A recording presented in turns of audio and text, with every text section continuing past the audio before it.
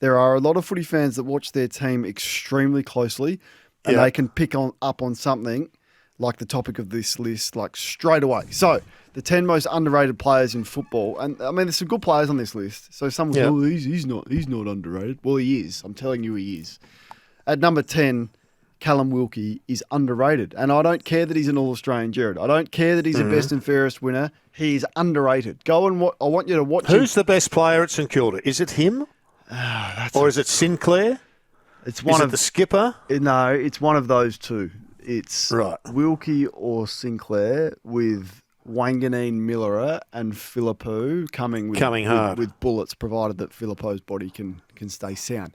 So I know Saints fans would agree with that, but go and watch him, supporters other than St Kilda, because I don't need to tell Saints fans this. One-on-one, he is just magnificent. And he plays undersized. He takes the best opposition forward every week.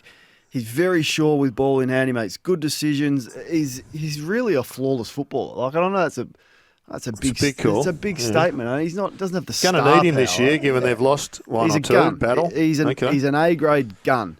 At number 9, and this is really no particular order, it was just sort of as they came to me this evening, so don't take them in order, but this is the 10 most underrated. Connor McDonald from Hawthorn, you watch him, this is going to be one of the stories of the year. I saw a couple of his best games last year, and I agree with you, he's charging. This guy is absolutely charging, that's the right word for it. He's got a great change of direction.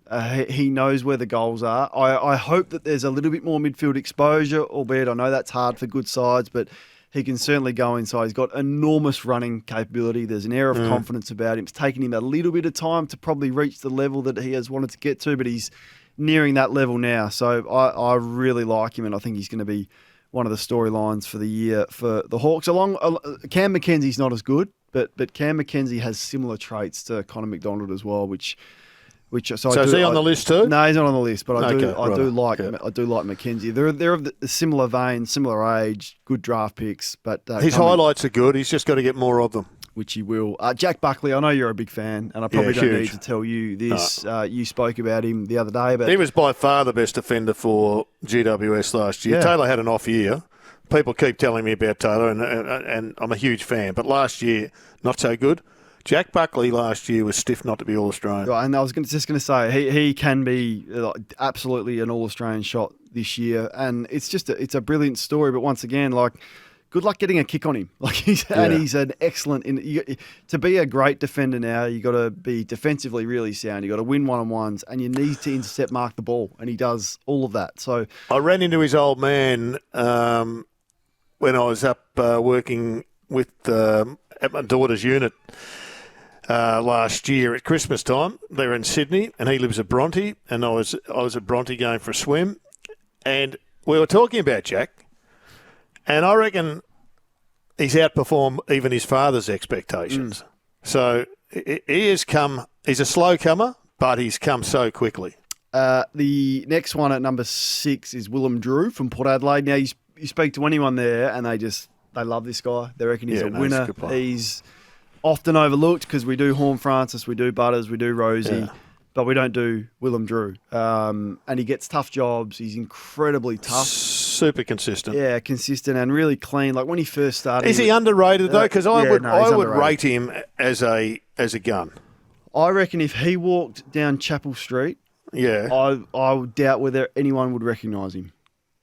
Which says to me... True, but you could say that of a lot of players. Could you, though? It's not a great footy following in Chapel Street. Well, pick me the best... You could do a lap... Pick me a footy suburb, Gerard. What's a footy suburb? South Bank? I don't know. What is it? Pick a footy suburb, Footscray, and he can walk down there. I'm not sure many people would recognise him. So I think absolutely. Willem who? I've used that joke with you before, but you still don't get it. No, I was concentrating on what I was going to say next. Young player from Adelaide, and he's really young, is Max Michaelaney, and he is that good. He reminds me of Ben Hart. Now, not underrated though. I reckon everyone understands how good he's going to be. I had John Fitzgerald on the phone the other day telling me about Michaelaney. I don't know. I don't know if they do. They certainly didn't bid on him early in the draft. So I'm not sure other clubs knew how good this kid was going to be. But I was going to say, Ben Hart was an All-Australian in his first 2 seasons. Yeah, I don't know if that'll ever happen again. But Max Michelini reminds me so much of Ben Should Hart. it have happened with Dacos, Nick Dacos? It's incredible. Bit early. Well, no. First year, should he have been All-Australian in his first year? I think he thinks he should have been. I think we're going to look. He was close on his career, and he's probably going to have 9 of them, and it's probably not going to matter in the end. I think he got his plaudits that he deserved. So Max Michelini is there. There's 4 Good more. one. Now, once again, this guy's an All-Australian, but no one is giving Aliir credit. No one is. Like, Aliir is a top 5 key defender in football right now. I think he's Port Adelaide's most important player. And you go, what? Aliir? He's their most important player. If Aliir goes down, good luck. So, to me, structurally, he's Port Adelaide's most important player. His back half of last season was extraordinary. So, I think he's an All-Australian, but just not getting the points. Huge loss. I mean, it was great recruiting, massive miscalculation from the Swans. It's exactly who they need right now.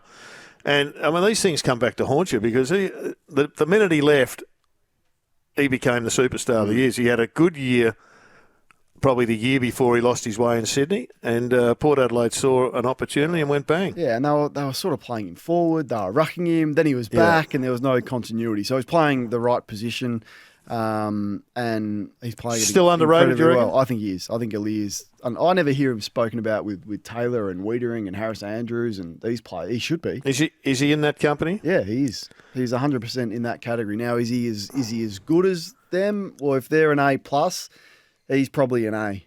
Okay. So if they're all on the table, the defenders, I would still grab McGovern first. Who would you take? I would take McGovern. Then Who would you take second? Wiedering.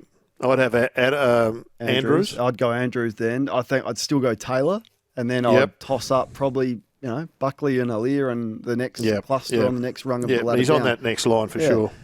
Brandon Starcevic is underrated. To me, he's the toughest small to medium defender to get a kick on in football. I think he's incredibly versatile. And if I am Chris Fagan, the magnet goes straight to the most dangerous small forward every single week. And I think he's better than that. I think he can almost play sort of a midfield tagging role as well. Like if it's a high half forward, say Dylan Moore, say Brian Myers, I think he can almost go all the way with them if you really want to blanket. So I think he's a gun. It's amazing there aren't more of them. I mean, I think probably the best small defender in, I won't say in my time, but let's say this century is Corey Enright. Mm-hmm. He was 5 times All-Australian, I think 5 times in a row, one of the few at the time. I think Harvey might have been with him. Boomer Harvey not Boomer Harvey, Robert Harvey, and that was sort of early or late last century. But they're so valuable and so important now because the small forwards are, they're almost more important than the tall forwards now. So Enright was All-Australian 08, 09, 10, 11, 13 and 16.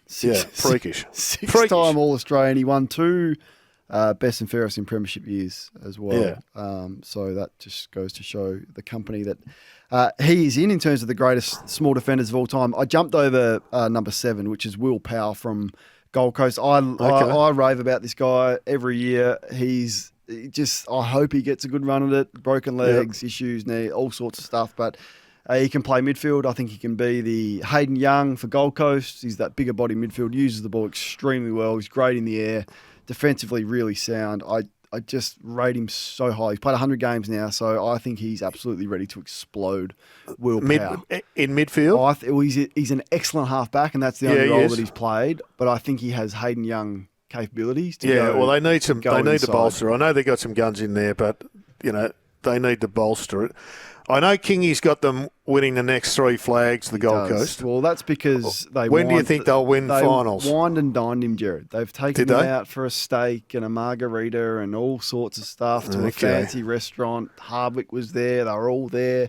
And Kingy won't say a bad word about them for those exact reasons. So whatever Kingy says about Gold Coast, take with a pinch of salt. But with your margarita, a pinch of salt as well. Exactly. I would think that surely this is the year for that they have to play finals.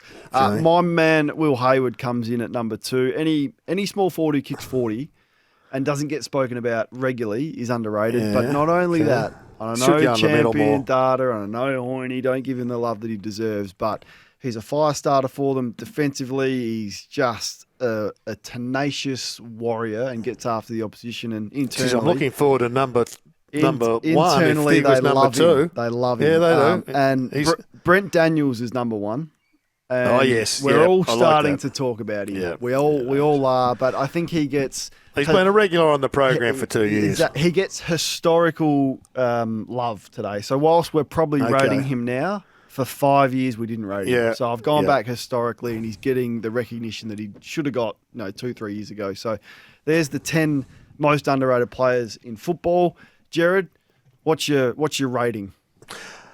I'm going to give that an A. Okay. I really like that list. There's a couple there that, Brent Daniels to me, he's one of those guys who's going to go for his whole year, going to win 3 Norm Smiths, and we're still going to say he's underrated. But I think historically you're right. He's just starting to get his credits. Now, I really like the list. I'm going to give that an A, which is a lot more than I was going to give the list that was put in front of me this morning. But nevertheless, I'm going very positive with it. Okay. There's a few others that could go on that. If you've got some texts, Yeah. Samantha in Hawthorn reckons Blake Hardwick is stiff. Bobby Hill from Zach, underrated. All of the Lions premiership players, no one gave them a chance last season. Tom McCartan, a bit of positivity, nailing it, Kane. Agree with these. Like the list. This one says, get your point. Tom McCartan, can the Swans afford to play him forward? I know they wanted to try McDonald in the back line. He's injured. Hamling's there. No, they need him back. Another text is coming through saying Hardwick is fine, but he's not in the same league as Hardwick. Give me a spell. Get your port goggles off. Corn, Alir isn't a gun. Is this the Port Hour, Kane? Well, there's one Port player on the list, you clown. One. Who's the other one? Who? Oh, Willem Drew. There's 2. My bad. There's 2 out of 10, but I think they're 2 fair ones.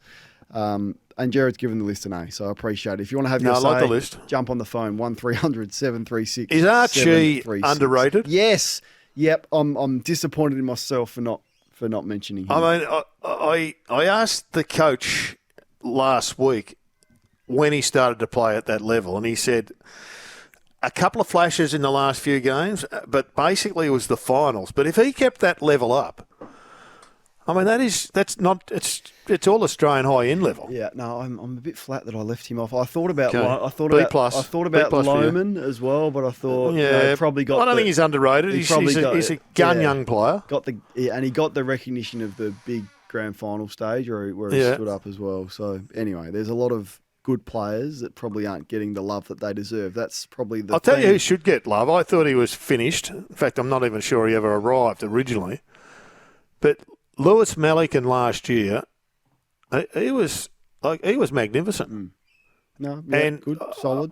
I reckon he has never really got any credit, but he's gone from Lewis Malikan to Lewis Malikan in the space of 12 months. He was absolutely superb last year, and if he can continue that on, he's going to have a great second half to his career.